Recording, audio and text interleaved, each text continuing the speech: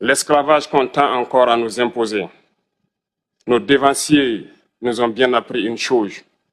L'esclave qui n'est pas capable d'assumer sa révolte ne mérite pas que l'on s'apitoie sur son sort. Nous ne nous apitoyons pas sur nos sorts, on ne demande pas que quelqu'un s'apitoie sur notre sort. Le peuple burkinabé a décidé de lutter contre le terrorisme en mesure de relancer son développement.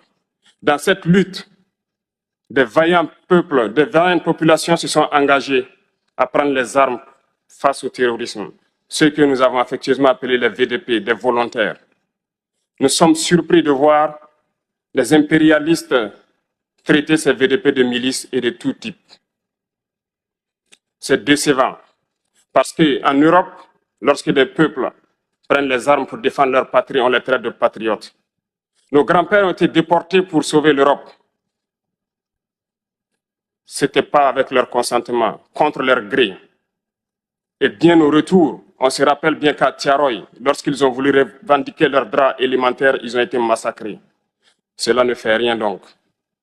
Lorsque nous, peuple, nous décidons de nous défendre, on nous traite de milices. Mais là n'est pas le problème.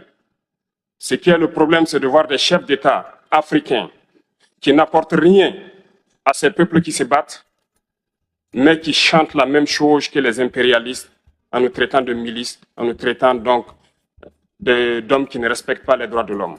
De quels droits de l'homme parle-t-on? Nous nous offusquons contre cela et c'est honteux. Il faut que nous, chefs d'État africains, nous arrêtons de nous comporter donc en marionnettes qui dansent à chaque fois que les impérialistes tirent sur les ficelles.